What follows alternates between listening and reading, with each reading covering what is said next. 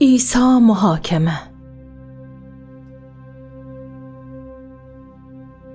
نیمه های شب بود.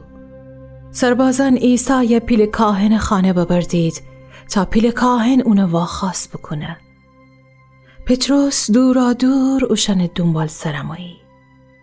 وقتی عیسی خانه درون ببردید، پتروس بیرون خانه آتش ورجه بیسه تا خوره گرمه کنه. خانه درون یهودیان رئیسن اونو وازخواست بکدید. اوشن دروغ و شاهدانی ببردید که عیسی افترا بزنید، اما اوشن گبان هم دیگر مرا ایتنو بود.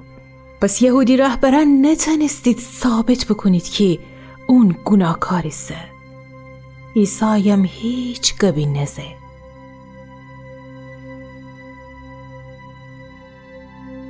آخر بسر پیل کاهن عیسی فندرست و بگفت: اما را بگو تو مسیح زنده خدا پسریسی؟ عیسی بگفت: بله ایسم و ایت روز مره دینید که خدا راست دسم ین نیشتم جا آسمان زمینه و گردم. ای دفعی پیل کاهن خشم گیفت. خو رخت پاره کد. ایشگره امره مذهبی رهبران بگفت: کفر که اما در نیازی به شاهدان نریم.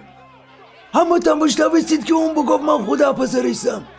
چی رای دید؟ یهود مذهبی رهبران همه تن جواب بدهید. اون سزاوار مردیسه. بزین عیسی چومان دوستید. اون دیما فیلی فکدید. اون بزید و مسخره بکدید.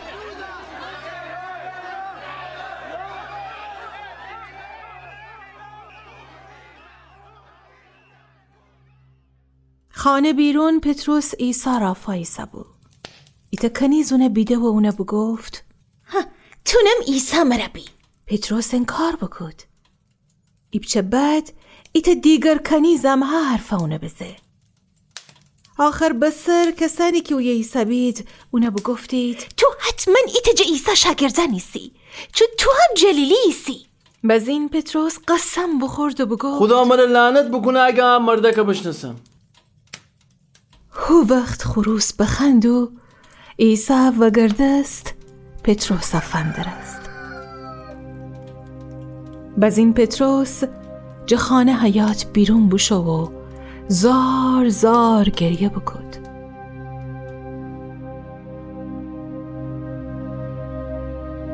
خائن یهودا بیده یهودی رهبران عیسی به مرگ محکوم بکدید. غم و ماتمونه بگیفت و بوشو و خوره بکشت. او زمان میان پیلاتوس رومی یهودا فرماندار بود. یهودی سران عیسی اونه ورجه ببردید. اوشن امید داشتید که پیلاتوس عیسی گناهکار بدنه و اونه به مرگ محکوم بکنه.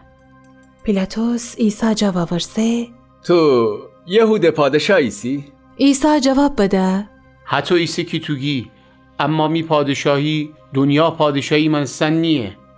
اگه حتی بو می پیروان جنگستید، اما من هجهان بموم که حقیقت درباره خدا همه تنه بگم.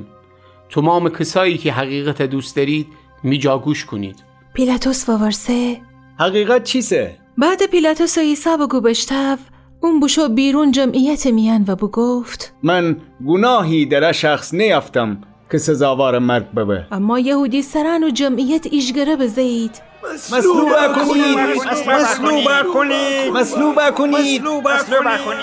پیلاتوس جواب بده: اون گناهکار نیه. اما اوشن اعتبار بلندتر ایشگره بزید. بزین پیلاتوس سومی بار بگفت: اون گناهکار نیه. اما پیلاتوس بترسه که شورش ببه. هنه بسی موافقت بکد و عیسی خود سربازان بسپرد که اونه مصلوب بکنید. رومی سربازان عیسی شلاق بزید. ایت سلطنتی رداونه دو کدید. ایت خاری تاجون سر بنایید. بزین رخشن مرا بگفتید: زنده باد یهود پادشاه. زنده باد یهود پادشاه.